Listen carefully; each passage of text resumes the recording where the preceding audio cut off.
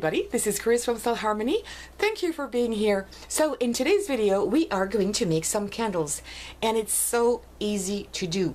And here in this example I'm even going to use my leftovers from old candles that are already burned out. So keep them because you can't even imagine how many more you can do. So the materials that you will have to use for this are molds. Almost any kind of mold. Try maybe not to use glass, because if you can use glass actually, but if your wax is too hot it might make it explode, so be aware of that. We'll come back to the temperature later on. So this is a silicone mold, and I have a video on how you can make your own, so I will put a link up here if you want to check that out. These are molds that I bought and they're made for cookies. So once you use them for something else, just keep it like this, only for crafting and not for food any longer. You will need leftovers of wax, and if you want to buy some, any kind of wax will work for this. It can be beeswax and it can be soya wax. Just know that beeswax and soya wax are going to be opaque. If you want something more translucent, you will need to buy a special wax for that. If it's really tinted, you don't have to buy any coloring. I like to use these colorings because they're made for only candles, and it's going to keep my candles very translucent and not opaque. That's the look I like, but I may change.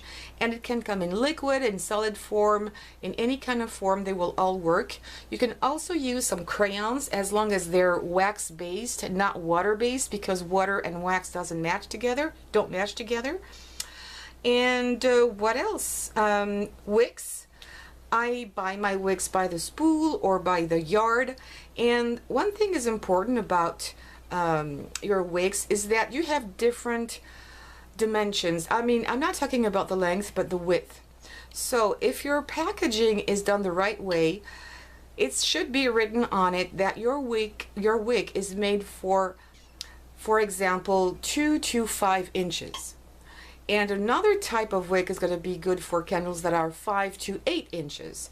Because if your candle is big, you will need a bigger wick. Otherwise, it's going to make a tiny hole into your candle and it's not going to burn evenly. So, according to what kind of candle you're going to make, or the size of the candle you're going to make, not the length, but the width, you should have the right wick, okay?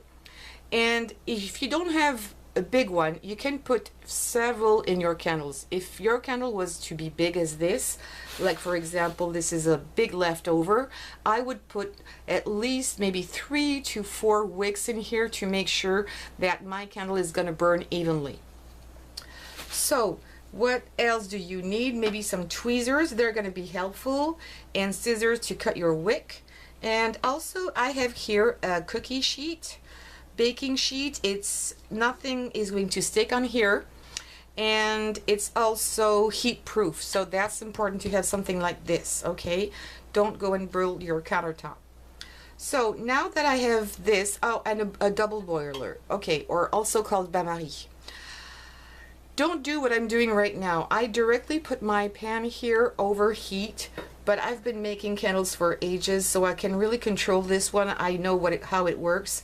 But you should have a double boiler. So you should have a pan with water, which goes into a high temperature, and into it you put another pan with your wax inside, because your wax should never bubble or be too high in steam. Okay, that's really important, because it might damage your molds.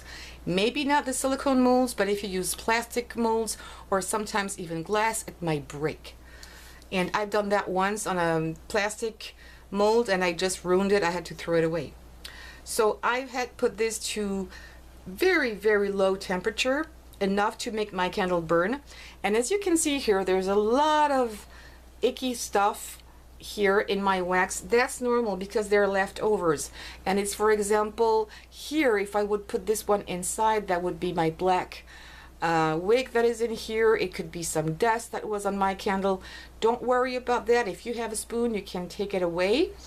And also, if you pour very gently, your residues here are going to stay in the bottom of your pan and should not go in there. If it does, maybe it's going to float back up and you'll be able to take them away. And at the end, we'll take them away. So Now that my candle is complete, my wax is completely melted, I can pour them here directly. And you can make them as big, as thick, or as thin as you wish. Of course, the thinner, they're gonna melt very quickly. And by the way, I wanted to talk about these wicks. I have these. I had these for about 20 years and never used them because it seems like it's very convenient to have this metal base to make your wick straight. And these are pre-waxed, so they're also very sturdy and stiff. But I can make my own. This is quite expensive compared to just this, and you can make your own. And I'm going to show you this right now. So you're going to take a little bit of your wick here. You're going to measure the height of your mold and roughly cut it a little bit bigger. So that's what I'm going to do here. I'm cutting my wick, and I am going to put this a little bit higher so you can see what I'm doing. And I'm going to put my piece of wick here directly into my wax. And just wait maybe 2-3 seconds. That's it. And now I'm going to take it away. So this is where my tweezers are very handy. I'm going to put this on my cookie sheet. Oops. Maybe have 2 pairs of tweezers. And I'm just going to straighten it up and leave it as is. It's going to be cold in a few seconds. And at the end, it's going to do this. You'll have this. Of course, mine are orange because that's the color of my wax here. But they're stiff and they can stand by their own. So what you can do, according to your molds, is you need to wait a little longer. So you're going to have some kind of a crust on the surface of your candle. And when you have this crust, and I'll show you this as soon as I have this crust, because you can see the difference of color.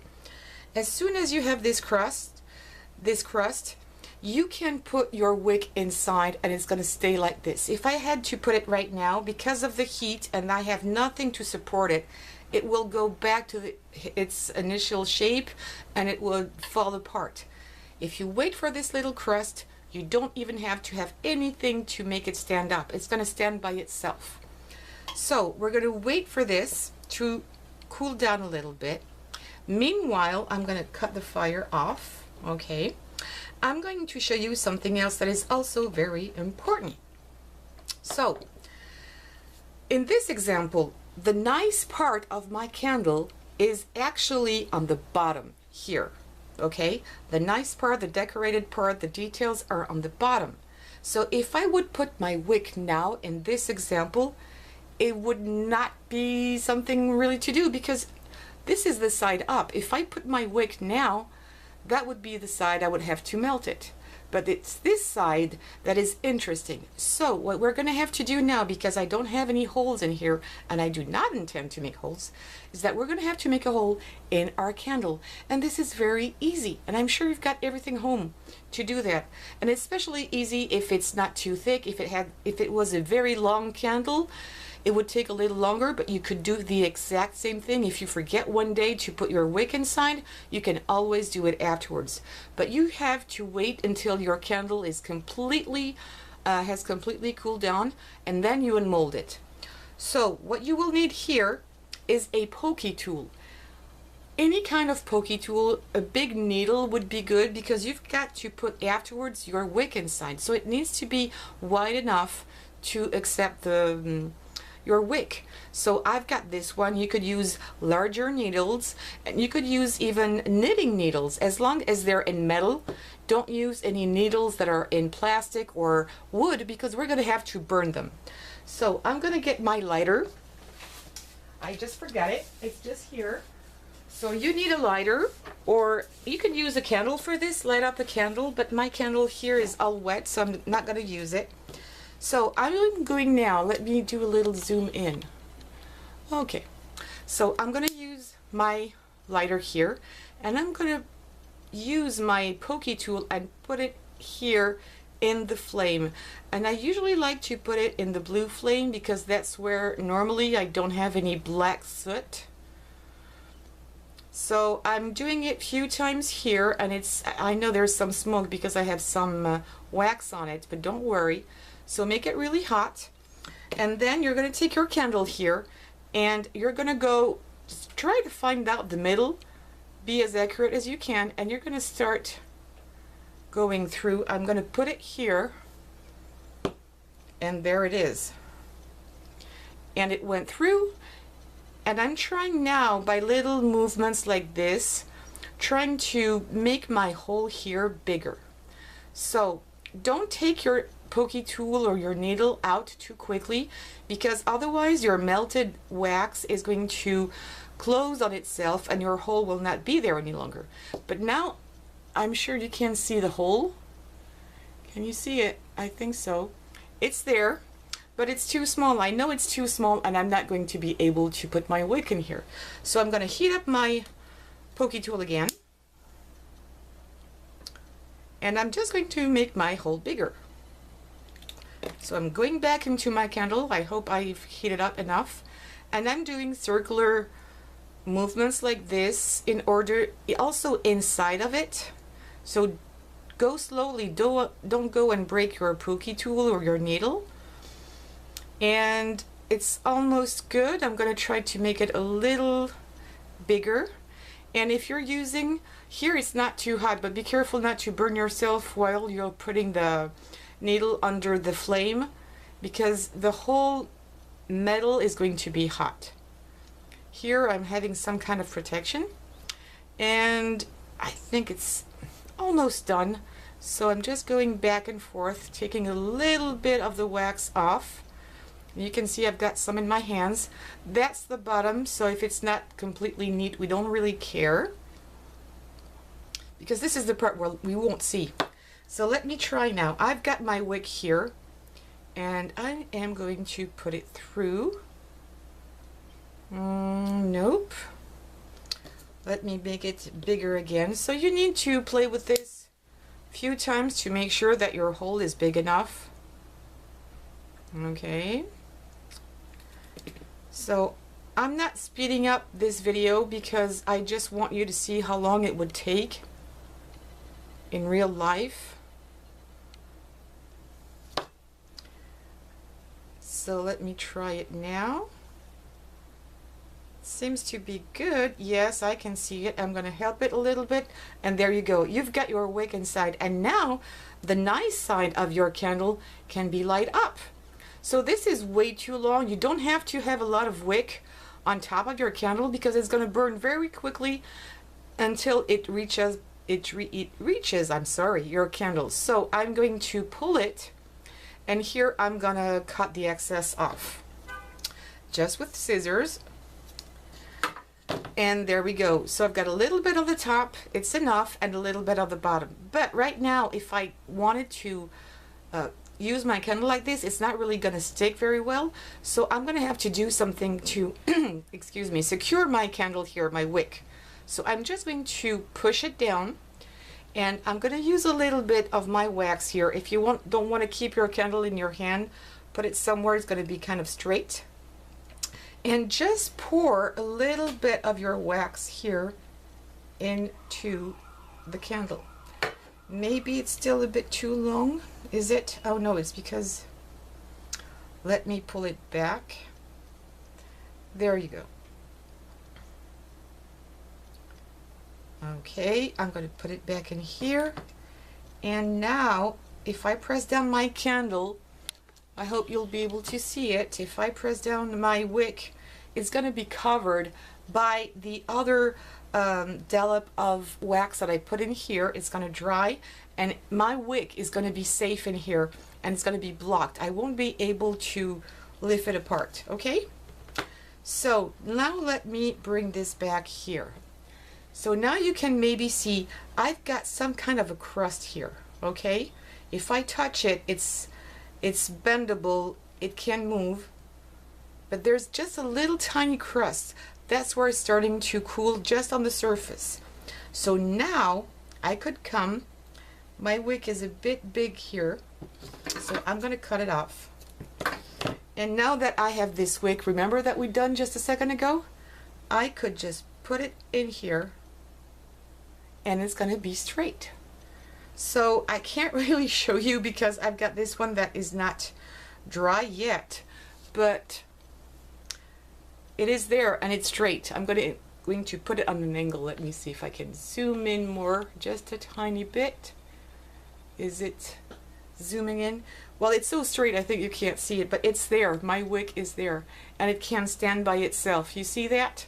So this is why I was telling you, you don't really need that.